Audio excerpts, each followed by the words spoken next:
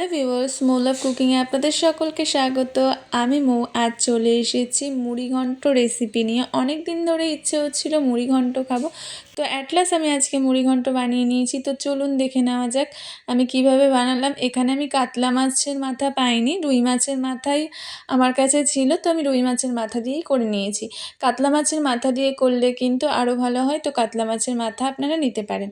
আর তাছাড়া রুই মাছের মাথা দিয়েও কিন্তু মন্দ লাগে না। তো এখানে নুন হলুদ আমি রুই মাছের মাথায় মাখিয়ে নিয়েছিলাম। তারপরে আমি একে একে রুই মাছগুলো তেলের মধ্যে দিয়ে ভালো করে লাল লাল করে কড়া কড়া করে একদম ভেজে নিয়েছি। ভাজাটা কিন্তু সঠিক হতে হবে এবং ভালোভাবে কিন্তু ভাজতে হবে, নাহলে কিন্তু ভালো লাগবে না। এখানে আদা আর রসুন নিয়েছি, আমি আদা রসুন কিছুটা কেটে নিলাম। এখানে নিয়েছি টমেটো, আমি একটা টমেটো আমি দিয়ে দিচ্ছি। আর একটা পেঁয়াজ নিয়েছি, পেঁয়াজটাও আমি কুচি কুচি করে কেটে নিলাম।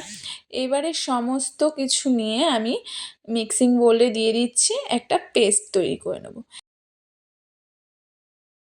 আমি এখানে আলু নিয়েছি, আলুগুলো কিউব করে কেটে নিলাম।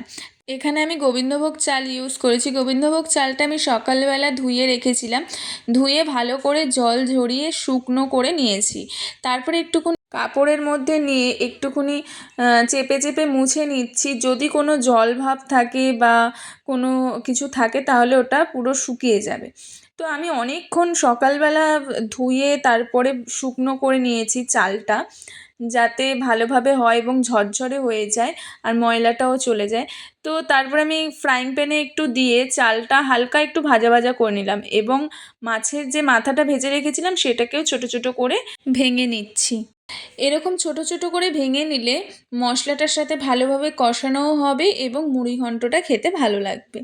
তারপরে ফ্রাইং প্যানে একটু তেল দিয়ে দিলাম, কেটে রাখা আলুগুলো দিয়ে ভাজা করে নিচ্ছি। আলু ভাজা হয়ে গেছে, আলুটা তুলে রেখেছি। এখানে কিছুটা গোটা গরম মশলা, তেজপাতা আর শুকনো লঙ্কা নিয়েছি। এবার এই তেলের মধ্যেই আমি দিয়ে দিলাম, দিয়ে হালকা একটু ফ্রাই করে নিচ্ছি। গোটা মশলা থেকে যখন সুন্দর একটা গন্ধ বেরোবে তখন বেটে রাখা মশলাটা ওর মধ্যে দিয়ে দিতে হবে। দিয়ে একটু ভালো করে নেড়ে চেড়ে এর মধ্যে দিয়ে দিলাম নুন, হলুদ, কাশ্মীরি রেড চিলি পাউডার, ধনিয়া আর জিরের গুঁড়ো দিয়ে এবার মশলাটাকে ভালো করে কষাতে হবে যতক্ষণ না মশলা থেকে তেল ছাড়ছে। মশলাটা কষাতে কষাতে মা চলে আসলো। মা এসে বলল যে কড়াইটা অনেকটা ছোট হয়ে গেছে আর তরকারিটা অনেকটা বেশি হবে, তো প্রবলেম হয়ে যাবে, তাই নতুন কড়াই দেওয়া হলো, দিয়ে তরকারিটা ট্রান্সফার করে নেওয়া হলো। এবারে মশলাটা ভালো করে কষানো হয়ে গেছে, এর মধ্যেই ভেজে রাখা মাথাগুলো দিয়ে ভালো করে কষিয়ে নেওয়া হলো মাছের মাথাটাকে। তার মধ্যে ভেজে রাখা আলু যেগুলো ছিল সেই ভেজে রাখা আলুটাও কিন্তু এই কষানোর মধ্যে দিয়ে ভালো করে মশলাটাকে কষাতে হবে যতক্ষণ না মশলা থেকে তেল ছাড়ছে। মশলা থেকে কিন্তু তেল ছেড়ে দিয়েছে। এরকম তেল ছেড়ে দিলে এবারে যে গোবিন্দভোগ চালটা রেখেছিলাম সেই গোবিন্দভোগ চালটা দিয়ে ভালো করে মশলা এবং মাছের মাথা আর আলুর সাথে ভালো করে কষাতে হবে যতক্ষণ না চালটা একটু ভাজা ভাজা হয়ে যায়। এবার এর মধ্যে কাজু আর কিশমিশ দিয়ে দিলাম, গোটা লঙ্কা দিয়ে দিলাম। ঝালটা নিজেদের পরিমাণ মতন দেবেন, যে যেরকম ঝাল খান সে সেই অনুযায়ী নুন ঝাল মিষ্টিটা দিয়ে দেবেন। এবারে এর মধ্যে দিয়ে দিচ্ছি একটুখানি গুড়। আমি চিনিটা অ্যাভয়েড করি, তার জন্য গুড় ইউজ করেছি, আপনারা চাইলে কিন্তু চিনিও দিতে পারেন। তো এবারে ভালো করে এটাকে একটু ভাজা ভাজা হতে দিতে হবে। তো অনবরত কিন্তু নাড়াতে হবে, না নাড়ালে কিন্তু নিচ থেকে পোড়া লেগে যেতে পারে। গ্যাসের ফ্লেমটা কম রেখে ভালো করে নাড়তে হবে। তারপরে যতটা পরিমাণে চাল নিয়েছেন, যদি 1 কাপ চাল নেন তাহলে 2 কাপ জল, এই মেজারমেন্টে রেখে কিন্তু জল দিতে হবে। বেশি জলও দেওয়া যাবে না আর কম জল দিলে কিন্তু চালটা সিদ্ধ হবে না। তো এই মেজারমেন্টে রেখে 1 কাপ চাল দিলে 2 কাপ জল দেবেন, এই মেজারমেন্টে রেখে কিন্তু ভালো করে চাপা দিয়ে এটা হতে দিতে হবে।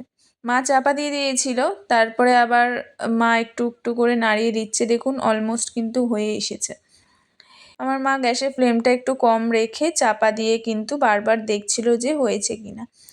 তো যখন দেখবেন হয়ে এসেছে তারপরে ওপর থেকে ঘি আর গরম মশলা দিয়ে দিলেই কিন্তু একদমই রেডি মুড়িঘণ্ট। এই পদ্ধতিতে মুড়িঘণ্ট বানালে একদম অনুষ্ঠান বাড়ির মতনই কিন্তু মুড়িঘণ্ট হবে, খেতে কিন্তু অসম্ভব সুন্দর লাগে। আমাকে এরকমভাবে রান্না করে কিন্তু খেয়ে অবশ্যই কমেন্টে জানাবেন আপনাদের কেমন লাগলো এইরকম পদ্ধতির মুড়িঘণ্ট। আই হোপ আপনাদেরও আমার মতন খুব ভালো লাগবে। আমার রান্নাগুলো যদি আপনাদের ভালো লেগে থাকে তো কিপটামো না করে আমার চ্যানেলটিকে লাইক কমেন্ট সাবস্ক্রাইব অবশ্যই করে নিন, আর আমার পাশে থাকুন। আপনাদের সাপোর্ট আমার ভীষণই দরকার। Thank you for watching. আজকের মতো টাটা।